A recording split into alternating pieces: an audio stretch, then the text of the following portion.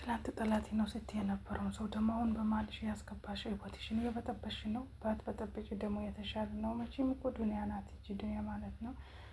ነገ ጥለናት ለምንሄድ ነገር በዚህ ልክ ጥሩ አይደለም። እሱን ደግሞ ያው ልጅሽን አባት በአደባባይ እንደዚህ ማዋረድም ተገቢ አልነበረም። አሰላሙ አለይኩም ወራህመቱላሂ ወበረካቱ። ድና የተከበራችሁ የራህማ ቤተሰቦች እንዴት ናችሁ? ሁላችሁንም ሰላም ሰላም ብያለሁ። እንደውም ክርስቲያኖች ሰላም ብያለሁ። ረመዳን እንዴት ነው? የረመዳን ስራ እንዴት ይዟችኋል? እኔ ጋር ነው አልሐምዱሊላህ ረቢል ዓለሚን ረህማ ነኝ። እንደተለመደው በአዲስ ቪዲዮ ከች ብዬላችኋለሁ። እሱም በሩታና በአብርሽ ነው። እንግዲህ ያው ሚዲያ ላይ የምናየው ነገር በጣም ከባድ ነው።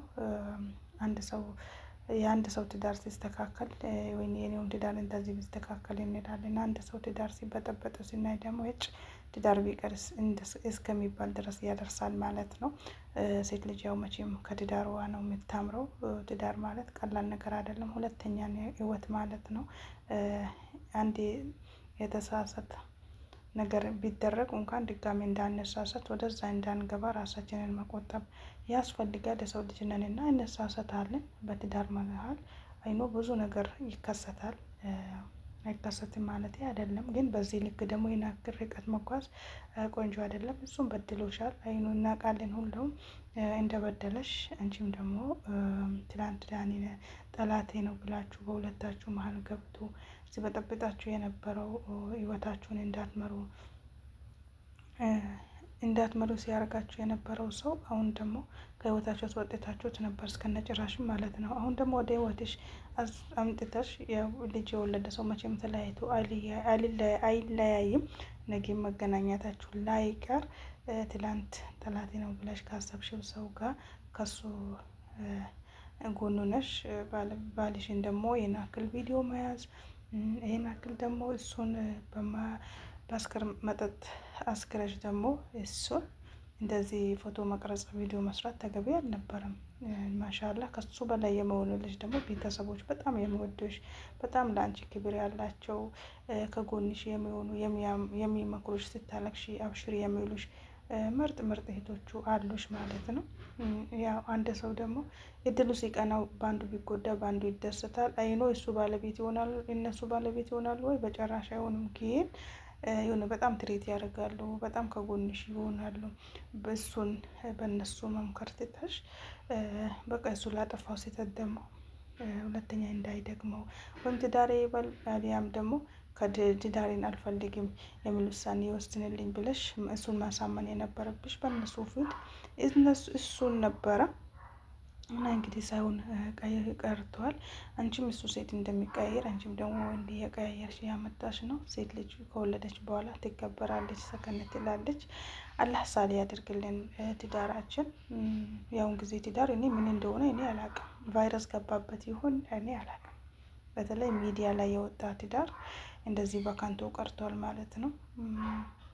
እኔ እንጃ ብቻ ምን እንደሆነ እኔ አላቅም። አላህ ያስተካክልልኝ፣ ለሁሉም አላህ ያስተካክልለት ትዳር።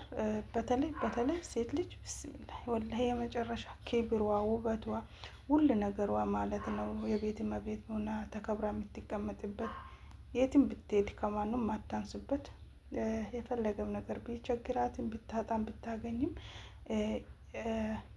ሰው እንደ ቤቱ እንጂ እንደ ጎረቤቱ አይሆንም። ወደ ቤቷ ነው የምትገባው ማለት ነው የትም ብትሄድ። ስለዛ አንቺም ደግሞ ወደ ቀልብሽ ተመለሽ፣ እሱም ደግሞ ወደ አንቺ እንዲመለስ አንቺ ነሽ እንጂ እሱን ማስተካከል የምትችው። እሱ አንድን ስህተት በፈጠረ ቁጥር በተሳሳተ ቁጥር አንቺም ደግሞ ያንን ስህተት እየተደጋገምሽ ታዲያ እንዴት ሆነሽ ነው ህይወትን የምትኖሪያት? ጥሩ አይደለም። እና ትዳርን የመሰለ ነገር የለም። አሁንም ደጋግሜ ይላቸዋለሁ። ሴቶች በተለይ ወንዶቹ እንኳን ይሻላሉ ከሴቶች ማለት ነው። ምክንያቱም እነሱ ያው ማብራራት አይጠበቅብንም። ሴቶች ናቸው የሚጎዱት። ወይ አግብተው ከፈቱ አሊያም ደግሞ ትዳር ሳይሳካ ሲቀር ብዙ ነገር አለ። ሴት ልጅ ማለት ነው ትንሽም ነገር አትችልም። ሴት ልጅ በጣም ስስናት ማለት ነው። ስለዛ ያንን ነገር እያሰብሽ እያስተዋልሽ እንደ ጃኬት ደግሞ ወንዶችን የቀያየርሽ ሳይሆን ያለውን ባለቤትሽን ደግሞ ወደ ራስሽ መመለስ። እሱ ደግሞ በምትይው ነገር ያምናል። አንዴ ካልሽው ስታባቢ ወደ ቤቱ ነው ቶሎ ብሎ ወደ ቀልቡ የሚመለሰው ማለት ነው። እንዳይመለስ የምታደርጊው አንቺ ነው። ከጠላት ጎን ሆነሽ እሱን የባሰ እየተበቀልሽው ያለሽው ማለት ነው። ይኸው ሄደሽ ደግሞ ከየቱም ጋር ተጋጭሽ።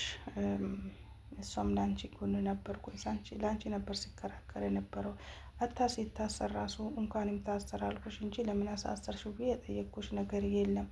አሁን ግን ቀይ መስመር አልፈሻል ብላ እሷም ምርር እያለች ነው ማለት ነው። አብርሽም ደግሞ ሰርቶላቸዋል። ስልካቸውን የሁለቱንም ያሴሩት ሴራ አውጥቶላቸዋል ማለት ነው። ያው በዚህ ልክ ደግሞ የፈለገም ነገር ቢሆን ልጅ አባቴ ሲላል ነገ ደግሞ ይህንን ቪዲዮ ማየቱ አይቀርም ልጅ ካደገ በኋላ ያን ነገር ደግሞ ምን ብለሽ ልታሳየው ነው? እና አላህ ይጠብቀን፣ የእኛንም መጨረሻችን አላህ ያሳምርን። የራሷ እያረደ ሰው ታማስላለች አሉ እና ለእኛም መጨረሻችንን አላህ ያሳምርልን። በዚህ ልክ ባይሆን ደግሞ ጥሩ ነው። ሚዲያ ላይ የምናያችሁ ኦዲየንሶች ተከታያችሁ ደግሞ ከእናንተ ምን እንዲማር ነው ይሄንን ነገር እንደዚህ ድራማችሁም ይሆን እኔ አላውቅም። ይማ አሁን መረር አረጋችሁት እኮ አማረራችሁት ድራማ ነው እንዳንል እና ከእናንተ እኛ ምን እንማር? ብዙ ለትዳሯ ብዙ ክብር ያላት ሳትበላ ብዙን ነገር መስዋዕት ከፍላ ለትዳሯ ስትል እየራባት እየጠማት የአማራትን ሳትበላ ብዙ ዋጋ ትከፍላለች ማለት ነው፣ ትዳሯን ለመገንባት ስትል።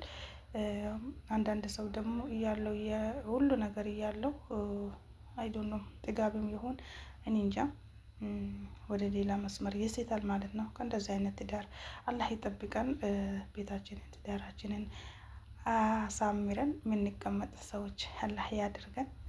እናንተንም አላህ በሰላም መፍትሄ ያምጣላችሁ፣ ሰላማችሁ ያሰማን ማለት ነው። በአሁን ጊዜ የምንሰማው ነገር በጣም ከባድ ነው። ምን እንጃ ወላሂ ምንም ነገር ሳይኖር እኔ እኮ በጣም ነው እንትን የሚለኝ የሚገርመኝ ማለት ነው። ወላሂ አንዳንድ ሴት ምንም ነገር ሳይኖራት የአማራትን እኮ ነው የአማራትን ሳትበላ ትዳሯን ስትል ለልጆቿ ስትል ሱብሃንአላህ ስንትን ዋጋ ነው የምትከፍለው። አልሙሂም በሌላ ቪዲዮ እስከምንገናኝ አሰላሙ አለይኩም ወራህመቱላሂ ወበረካቱ። በአዲስ ቪዲዮ ከች ልላችኋለሁ።